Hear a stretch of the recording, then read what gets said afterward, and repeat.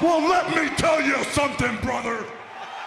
Snort, snort, snort. Code drip. Snort, snort. I got the drip. Well, let's talk about something real quick. So you early on had this perception of the king of hate. That was something that you marketed, you created, or whatever, right? Whatever it is, that was your thing, the king of hate. You had the kingofhate.com and all that stuff. And now you're Phil, right? But do you feel that that still follows you around? This idea of built around, like, look, James Rolfe, angry video game nerd. He's clearly a character. People know that there's the angry video game nerd and then there's the character. But your perception is that there's this hate around you, this negativity around you, right? Do you think that has followed you to the point to where, regardless of if they're coming to watch you, Phil, or DSP, that is been a negative detractor for you, the whole hate moniker? Absolutely. And of course, I guess this would be a good time to talk about what the moniker means, because a lot of people think the king of hate means, oh, that means that Phil's just a hateful person towards games and game developers and everything else. He's just going to rage on his stream and just hate everyone. And that's never what it was. Anyone who does 5 seconds of research to what does the king of hate mean? I've answered this question so many times in the 15 years I've been a content creator, but no one wants to hear the answer. The answer is, I used to be a competitive Street Fighter player back in the 2000s, okay? And back then, it was a really weird situation because Street Fighter wasn't big like it is today. Street Fighter was on the downturn. There were no new fighting games out. So the way to get attention on the competitive Street Fighter community was building up drama. So right. I would go online and I would be the biggest internet troll to everyone in the Street Fighter community. I would make fun of them. I would just destroy them online. And everyone okay, knew let's fast forward, right? Sure. This has been well established. This is a decade ago. Let's talk about today, though. Like, do you feel that this has followed you around? Do you feel that people do you think that the king of hate moniker is still relevant? Today it is not. It was, because when I started, the meaning behind it is, when people hate on you, you don't use that to become a victim. You don't use that to crawl into a ball and hide in your corner and, oh, I'm defeated, people don't like me anymore, so I quit. Instead, you use that as a way to motivate yourself to do better. For example, when people say, you're never going to beat this game because it's so tough. You say I can't do it, you're hating on me, say I'm a bad gamer, I'm going to beat that game just because you said I couldn't, right? You say I'm a bad content creator, I'm going to fail, I'm going to prove you wrong. I'm going to use that hate around me, and I'm going to be the king of it. I'm going to motivate myself with all that hate to be a successful person. This is a mantra I've used in my entire life to continue on and be successful. And that's why I have so many haters on the internet. I use that to fuel myself every day to come back and say, no, I'm going to put out a great, meaningful stream for people, regardless of what these idiots say on the internet about me. But it follows me. You're absolutely right, because people say the king of hate is not that Phil owns the hate against him and motivates himself. They say he's a hateful person. Take a look at that thing he said 10, 15 years ago, that racial joke he made, that ridiculous sexual comment he made. That's what the king of hate is. And then they'll say, look, he used to have a website, thekingofhate.com. And then they'll reference that stuff and say that I'm a bigot, or I'm a racist, or I'm a sexist. They say it to this day. They're probably saying it right now in chat. Okay. It's not true. Well, then let's. I wasn't planning on talking this till later. Yeah, go ahead, Adam. When you climb to the top of like the hate mountain and claim to be the king of hate, don't you think it's almost inviting people to try to take you down? You said that you made that your thing in the Street Fighter world, and then as time went on in the YouTube realm, that's what you were, I guess, made your position on the internet known. You're the king of hate. So like, you can almost expect people to come back at you and try to use that same kind of vibe. And I've seen plenty of clips of random shit throughout the past couple of weeks, because I didn't know who you were, right? So I'm still kind of new to this YouTube realm, and I've seen the way sometimes that and of course this is what people share, right? So what I've seen is you kind of letting it get the best of you in some cases, where you're letting that almost get under your skin, where, I mean, if you want to be that person on the internet, you kind of have to be able to take it as well. I just wanted to point that out. It's almost like you kind of asked for it by being the king of hate and making that your thing. It kind of was like, all right, well, if I'm going to dish it, I got to be able to take it as well. I 100% agree with you, Adam, today. But I've been on YouTube for 15 years, and when I started on YouTube, there were no successful Let's Players making a full living doing it the way that I ended up doing. I'm almost kind of like a history lesson.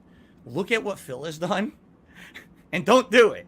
Right? Look at all the mistakes Phil just made in the last 15 years. And if you want to be someone who makes gameplay content on YouTube, don't do what that guy did, because he screwed up. You know, when I started 15 years ago, I was like, I'm just going to roll with what I do in Street Fighter. It worked there. Why not do it on YouTube? I wasn't doing it for a living. It was my hobby. I had a 9-to-5 job.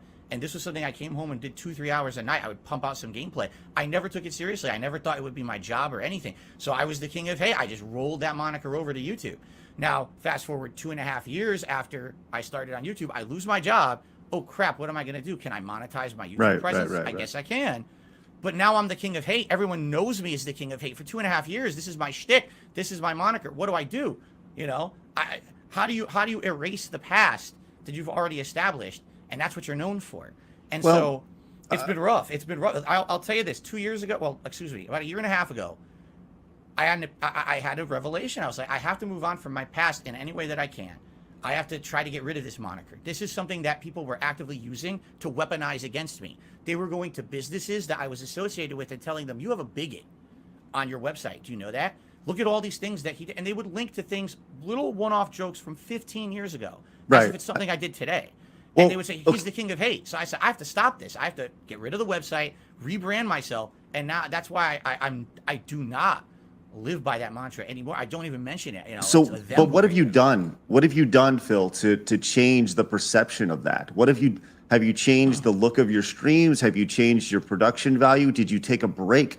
Did you say, look, I'm leaving and I'm going to come back, but I need time to kind of rethink this?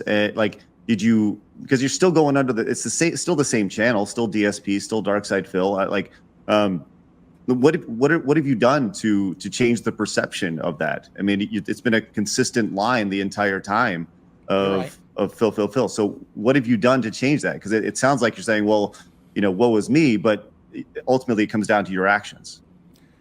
Yeah, and if you were to watch my content, you know, 5 years ago, 10 years ago, 15 years ago, hell, 2 years ago, and you were to watch my content today, you would see a difference. Like, for example, look how everything looks behind me right now, right? Up until just, 6 months ago, I still looked like shit. I'll admit that, but it's because I don't have the know-how. I don't, I'm very much crowdfunded by my viewers and fans, and it's they who contribute to everything. And in this last 1.5 years, there's been kind of a reinvigoration. Let's change everything I'm doing. Let me listen to feedback. Just in the last year, I started doing React content. I was the biggest critic of React content. I crapped on it constantly, saying it was terrible content. It's the lowest form of content on the internet. I hated it. And then I started listening to my viewers. They're like, Phil, why are you so ignorant about this stuff? You got to start to open up and be a more laid-back guy about all this crap. If you don't want to be the king of hate, you got to listen. And I started listening. I started doing different kinds of content. I changed my setup. I'm trying to change the perception around me. But the problem is, it wouldn't matter if I went away for 2 months and rebooted my channel and renamed it or whatever. There is such an overwhelming stigma against me on the internet that it wouldn't work. These trolls would just follow me no matter where I go, what I do, no matter how much I change. They don't want to believe it, or they pretend like the change hasn't happened so that they can keep rolling on with their hate trains. And, it sucks. I would love to do a full reboot and rename DSP Gaming. It wouldn't matter. Within a day, that's DSP Gaming. Don't be fooled. It's the same guy. So I have tried to change and do better things and make more laid-back content. You watch my content today, way less of that rage kind of stuff, way more chill content, interactive stuff, meaningful content with my viewers, I feel. But the stigma remains. Well, let's talk about something real quick that can add to that stigma, right? And I think this is important. You said the light bulb went off, about 1 year ago. You got to change. You changed your background and stuff. But I want to bring up, there's still jokes that are made that that don't necessarily they don't fit today. And I want to play one for you really quick and just kind of get your reaction to this. Okay, so this is yeah. So you know where this is going, and I want to watch this so we all understand what's going on here.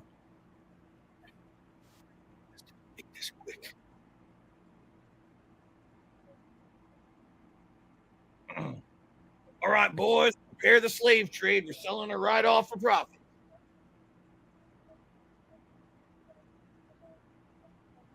You know how much I love you, right?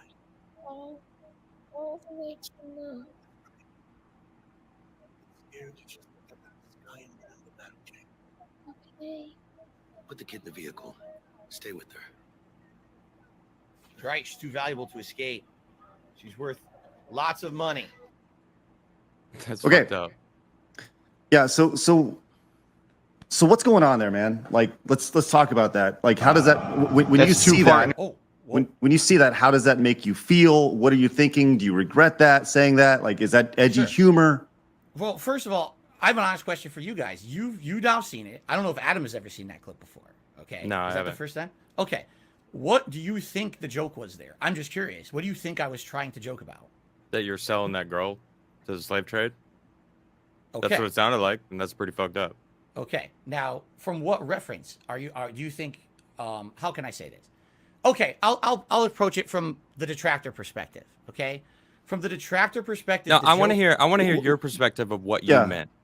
Right. Okay, Yeah. we'll do both. It's We'll do it's both. pretty obvious what the detractors mean. Like for me, that would have put me on the detractor side because it sounds like you were making a joke about selling that little girl to the slave trade. How is it not that? Like, what did you mean? Oh no, that that's absolutely that's the joke. But there's a difference between saying that's okay and it's funny or the ridiculousness of the situation. See, you just saw that clip completely out of context, correct? You don't know what's going on in the game right there. Okay, well, explain the context then. That sheriff is a corrupt sheriff. He is actually orchestrating a situation to try to murder people inside a building to protect his secrets. He's like a dark guy who controls the whole town, and no one knows this. Everyone thinks the sheriff's a squeaky clean guy. So this is being revealed throughout the plot of the game. He's a scumbag, right? So the joke is this guy's such a scumbag. He's saying to the dad, I'm going to save your daughter. Give me your daughter. Let's take him in and rescue her. But in reality, he's such a scumbag. He'd probably do something like that. He'd probably, traffic people. That's the joke. Now, is it a joke that's acceptable by today's standards? By 80% of people, probably not. I agree with you. Do you think that's a joke? Like, do you think that's a joke acceptable by any standards? I don't. Even a decade ago, 2 Right. decades ago, 3 decades Like- ago. And I and think- it's like I just want to hear your thoughts on that because I think there's edgy content, then there's inappropriate content, and we've all been guilty of edgy content before, So I think it's dark humor. It's definitely skirting the risque.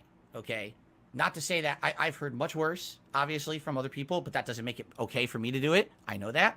And there's things- especially with what's following you around your reputation, right? Do you think that if the light truly went off in your head to say like I got to change, don't you think it would be like, well, maybe I should bite my tongue on this one? I may be thinking it, but how about I bite my tongue on this? Yes, I 100% agree with you. And it's a working process. It's something that has to happen naturally over time. It's not something that can be a switch that's flipped because, again, I was someone who's done this for 15 years back in the day. That's what people came to watch. That's the content they wanted from me. That's what got me popular on YouTube. That kind of ridiculous, unacceptable, over-the-top, dark humor joke, okay? Today, it's not acceptable. I know that. But the thing is, those jokes still click in my head. I absolutely should have not done that joke. I will tell you that right now, 1,000,000%. But it's a working process. And here's where you have to have some kind of an air of fairness, or at least you have to see the big picture. All right. I've been doing this for 15 years. I've been doing it full time for a job since 2011. I do it 6 days a week, full time. 6 days a week, I'm here, full time streaming. I have over 100,000 videos on the internet. Okay. People will always find something that moment of weakness, that stupid thing that I said. And I know, stupid Phil, why the hell did I make that joke? But once it's out there, it's out there. And all you can do is apologize for it, say you're going to do better and try not to do it, and move on. Now, there's a reason why I'm on this show today, okay? This is March 16, 2023, and you had to show a clip, one random clip from last summer.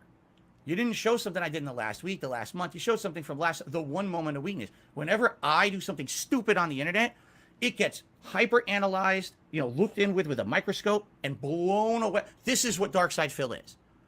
Have you watched the last 5 years of content I've put out? There's probably, okay, yes, I'm a human. I make errors, absolutely. And I'm stupid and I do dumb stuff when I get over emotional. This is not the norm on my streams. People see that clip out of context like you guys just did. And if all you knew of Dark Side Phil was that joke, you would hate my guts. You'd be like, what a scumbag. He made a joke about child trafficking. What kind of a horrible person thinks child trafficking is funny? When you watch it in context, it's not as bad, but it's still bad. But when I you don't know. watch all of The context that you explained didn't make it any better. I'll be honest. that's fine. I agree. Because That's fine. I'm not sure which character you're even like portraying. So were you acting as the sheriff in that Yes. situation? That's why I did. That's why I did like the accent. Yes. I don't know. I think that like in a situation like that, like we live in a society now where like, look, I understand that going into this interview that literally every second of this is going to be analyzed, and Adam understands that and you understand that, right? But and literally everything you say, there's a camera on you at all times, especially when you're a live streamer, and I mean, for somebody who does this for a living, I just feel like you have to be able to bite your tongue at sometimes, and you need to know better. You said it yourself, the switch was flipped, and I understand that. I totally understand. I am very forgiving of mistakes, right? But when there's a pattern of these things that go back over the course of time, like it's no longer a mistake. It's a continuation. So I don't know. I think, look, if you're saying that I'm also a big believer in taking people at their word, right? Up until their actions show different. So you're saying that over the course of since that joke, you've been pretty squeaky clean, and you haven't made inappropriate jokes like that are that edgy, I guess. I don't. Here's the thing. I don't want to say that because I'm here 6 days a week full time. That's a lot of my life. And I guarantee you, if I say, man, yeah, that was it, Craig, that's all I remember, immediately there'll be other examples tossed out right now. They'll find it, right? I understand. And that's the problem is when you are 100% on the internet at all times, with the amount of content I put out on the internet, they will always find another example or whatever. I am actively trying to change. What I will say is this. You would be challenged in the last maybe 2-3 years to really find a running pattern of me doing really bad jokes like that. Okay, maybe you'll find a few. I'm definitely a flawed individual, but you're not going to find it as like you wouldn't say, oh, here's 47 times within a year that Phil did that. I know for a fact he's a scumbag, right? You'll find one time here, one time here, one time here, and then they blow it up on the internet. You just gave so many different people a reason to do exactly that. Oh, they will. I know that. But the thing is, they do it anyway. It doesn't matter what I say or do. This is what they do. So now you said that the switch in your brain, was off, so that you made that joke. Like, do you have it in there that it's like thinking like when you said that you're like maybe that was too much, or you were just free flowing, and that's just kind of you? Let me put it this way: if I'm streaming and a joke pops into my head, and I feel, oh man, that's probably too much today, I usually will not say it. Usually, it'll be maybe an extenuating circumstance, or just for a second, a momentary lapse. I feel like what that was a momentary lapse because I've done it for so long. I get this weird observational humor in my head, and my brain is going a million miles a minute. Here's a joke, here's a joke, here's a joke, here's a joke, right? But do you think that's observational humor though? Like I don't like I don't know. Like I'm not one to like. There are people who make there are comedians who make jokes and they're edgy and such like that. I guess, do you fancy yourself as a comedian? Like, because you're telling us that people come to your streams to watch you, rage react to streams and things like that. I don't necessarily, and I don't know. I'm asking, and I think this is probably a better question for your fans. Are they coming to watch for those edgy jokes, or are they coming to watch you rage? Because I don't know, man. It doesn't fit. That's I a agree really. with you. I agree. I actually agree with you today. I should not have made that joke. I know that. That today you're 100% correct. 15 years ago, even 10 years ago, it was a different climate on YouTube, and people were looking for that. That's who I was, and now I'm So not this was anymore. last year, you said? That was Yeah. probably summer of last year. Yes. So, because it just feels like a big leap from going from a sheriff who is like trying to kill people to seeing a little black girl and thinking a slave trade. You know what I Oh, mean? no, now you said it. Now you said it. See You said what? you said black girl. It was That- on That's screen. correct. That's correct. And herein lies the problem. What? I didn't think that. In my It doesn't mind, matter. It doesn't You're matter. right. You're right. You're right. I agree with you. But in my mind, I didn't even see that. I didn't think that.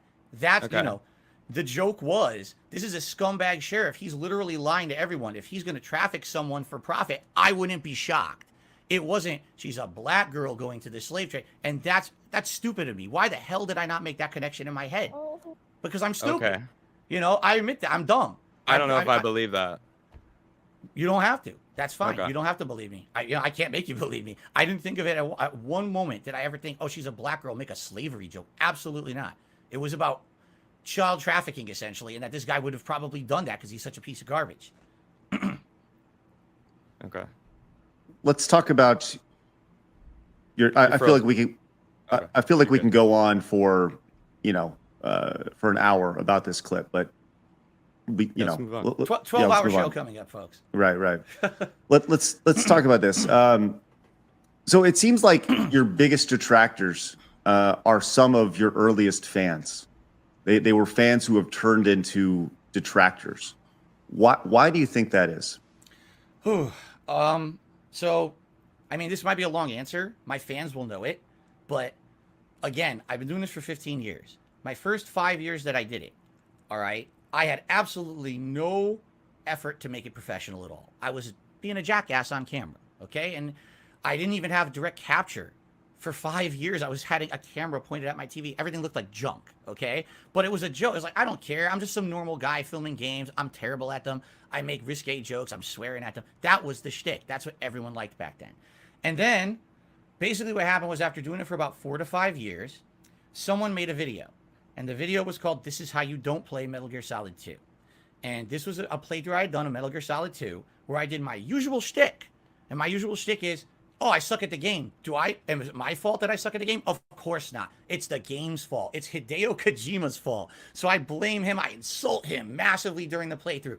I'm just raging at this game constantly. My viewership loved it. But someone made a parody video essentially taking out the moments of me doing that. Taking out all gameplay moments that would have been considered good or fun or entertaining and only focusing on basically the cringeworthy moments. They made this montage and it blew up with popularity on the internet. Okay. And essentially what happened was all of my shortcomings as a content creator for 5 years, these things that people liked now became, oh, Phil is not like his contemporaries. He's not putting effort into his content. He's just a jackass. Look at him. He's a joke. So now let's make fun of him. And what ended up happening was people would take every playthrough I did moving forward and make a This Is How You Don't Play video about it. And my fan base turned on me. Admittedly, if you would like, I'm not going to go into a giant explanation. So your fan base turned on you because of what a video that somebody else did highlighting, like if that doesn't make sense, Phil. Did you get bitter when that happened? Because when I hear, oh my God, yes. So do you think that bitterness changed the way that you were a content creator? Did you like add that into your shtick, as you say? I don't think so. I think what happened was I reacted so bitterly to it. In hindsight, today I look at it and I'm like, that was an opportunity. I could have taken that and run with it. I could have done my own, or I could have highlighted those and laughed at them. But instead, again, it was a different climate. Today, everyone who makes content has all these methods of making a living, correct? We have Patreon, we have crowdfunding on our streams. That didn't exist back then. Back then, I was someone who had a full-time job, and the job was putting videos on the internet with monetization on them. That was my only revenue stream. This was after 2011 when you lost your job. Oh, correct. Yes, I lost my job in late 2010. I was doing YouTube for a living for about 2 years when the This Is How You Don't Play movement started picking up. And basically, the way I saw it, and this is, now I know this is stupid, I thought people are stealing my content, man. If someone takes my content without my permission, edits it together, and only shows the worst of me, that's going to highlight myself and my business in a very negative light. That's going to make me look like crap. And instead of people laughing with me, now they're going to laugh at me. And therefore, that's theft. I outright said this in my videos. You stole my content without my permission. How dare you? This is bad. This, today I realized how dumb that was. It's many years later, and let's be honest, the bubble was going to burst on ad revenue on YouTube one day anyway. I don't think that was ever going to last forever, but I was an idiot. I thought I actually went 1,000,000% bitter against it. And when that happened, people saw that change in attitude of me. Wow, Phil used to totally just not care about anything. Now all of a sudden he's always bitter about people joking about him and stuff. And that just goaded them on to do it more and more. Well, and now, that's what you just said right there. So you're admitting that you added this bitterness, but initially, like 2 minutes ago, you said that's when they turned on you, before admitting that you actually were getting bitter. So don't you think that like that kind of correlates? Like maybe it was that moment when you didn't own up to the fact that people were making fun of you being this king of hate guy, now going to, they're stealing my shit, I'm fucking pissed about it, what the fuck? And now everyone's like, well, who the fuck is this guy? You got to own it. If you don't own it, then like why then you're just a joke. So it felt like you just kind of like let that run your ship that you were sailing. Correct. I have nothing I could say to counter that in any defensive manner. It's a mistake I made. My reaction to This Is How You Don't Play directly fueled the fire for more people to keep doing it and to escalate further, because it started as just a movement of Phil's a bad gamer. He doesn't deserve the success he has on YouTube because he has no production quality. He's a rager. You're not going to watch a Dark Side Phil playthrough and get any kind of knowledge of really how to play a game at a good level, because he's not good at games. You watch him rage and make bad jokes and stuff. But it became, instead of watching his raw content to reward him with ad revenue, watch the This Is How You Don't Play video so he doesn't get paid for it and just make fun of him instead. And my reactions 1,000,000% fueled that. I will admit that. Now, over the years, it got worse and worse. And I'm sure we're going to get into how it wasn't just about Phil's a bad gamer anymore. It became everything else under the sun. And we can talk about how that evolved over time. But it's my fault. It is my fault that people have originally turned against me on the internet. 100% it is. Okay. So you feel that your reaction to the This Is How You Don't Play is what really parlayed your fans into becoming detractors? Yes. And it's not all of them, but absolutely back then, I saw people who had been longtime supporters and fans disappear, only to years later crawl back into, as someone who was crapping on me. I'm like, whoa, what happened? The way I saw it was, and I'm such an idiot. I admit this today. After 15 years of doing this, you realize how you change as a person and how you can see from a different perspective.